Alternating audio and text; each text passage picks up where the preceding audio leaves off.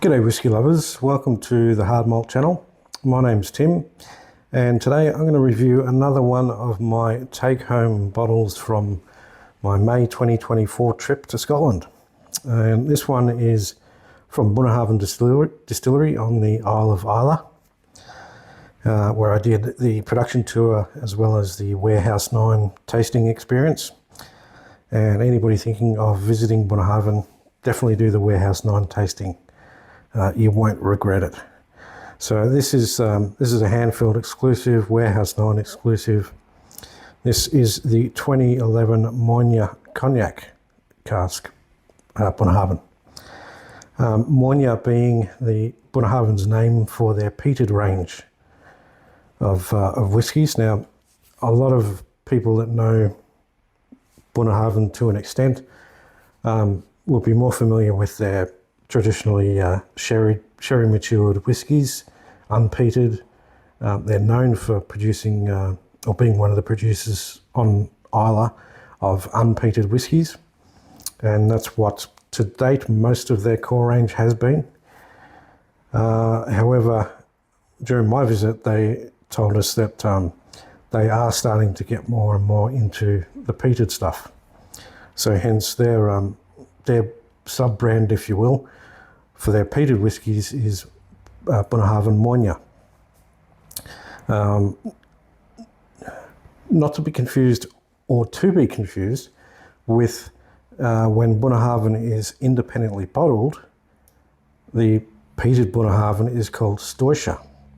So a lot of you might be wondering about what is this Bunnahabhain Moine, what is this Stoisha, etc. Well, the Moine is the officially bottled peated Bunnahabhain.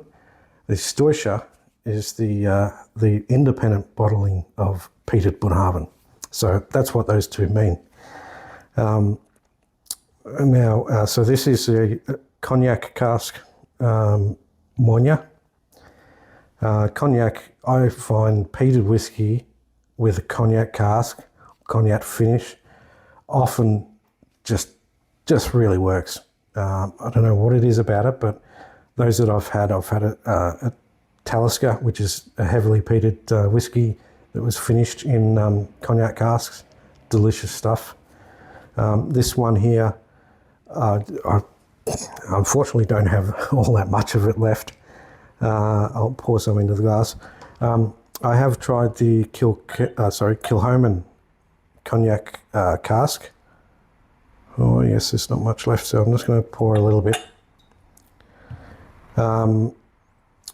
Yes, I have tried the Kilchoman Cognac Cask. That's another Islay distillery, and they matured some in a cognac cask. Now that one, I don't know if maybe it was the age, the youth of it, that just didn't quite work for me. But yeah, that one, I thought it should have worked. It's heavily peated. It was matured in a cognac cask.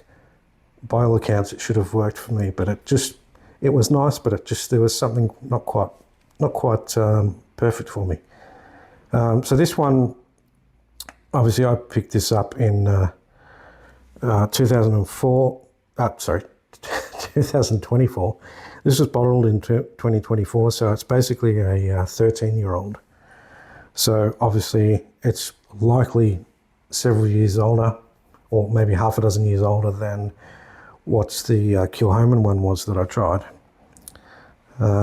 And possibly the peat is slightly different when Bunnahabhain do it as well.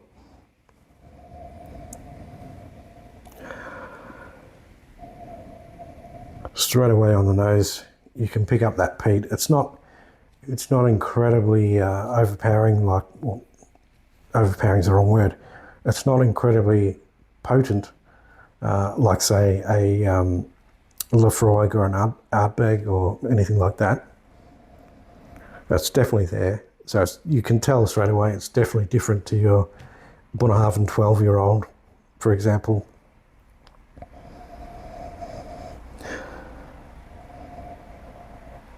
It's a sweet peat that I always get with Bunnahabhain. sweet and salty. And Bunnahabhain, even unpeated Bunnahabhain, I've always found a salty note in that I just find irresistible.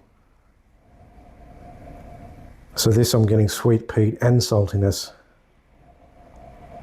and I'm getting light fruits from the cognac cask. Richness, it smells creamy as well.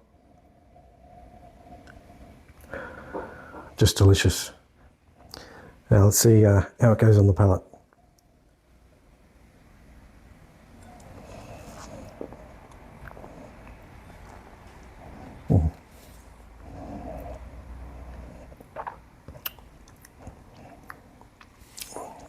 Straight away, sweet and briny at the same time. Big peat finish. Peat, but not overly smoky, but definitely very peaty finish. That earthy, sort of briny, slightly funky sort of a note. Definitely there's some vanillas coming through. That'll be coming from the barley itself, more so than the cognac cask. You've got some light bright fruits coming through. Light bright fruits. I wouldn't say citrus. It's more, dare I say, on the grapey, viney sort of note. But really, this one is just all about that sweet peat and that hint of salt. Sweet peat and brine, just, it's a delicious mix. It doesn't sound like it should work, but those of you that like this style of whiskey know that it absolutely does work. The other thing too is that this is obviously, it's a single cask. It's bottled at cask strength at 58.9%, but you wouldn't know that. You can shove it right up my nose on the palate. It's just rich and creamy.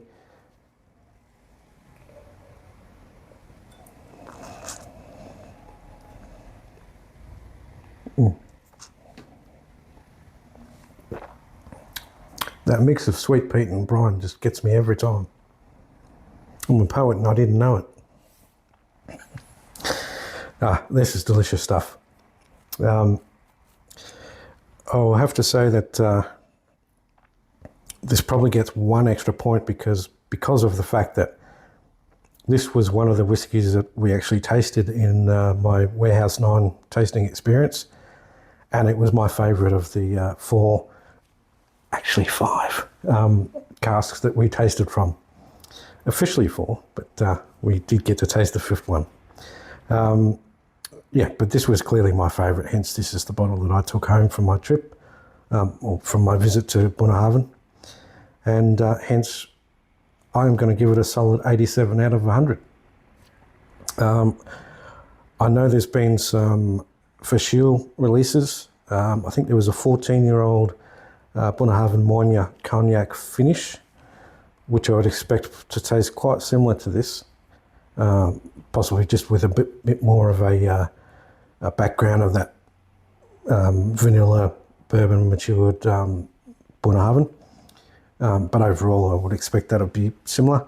I'll be keeping my eye out for more new released Moine products from Bunnahabhain, because, as I said at the start of this video, peated Bunnahabhain just really, really works.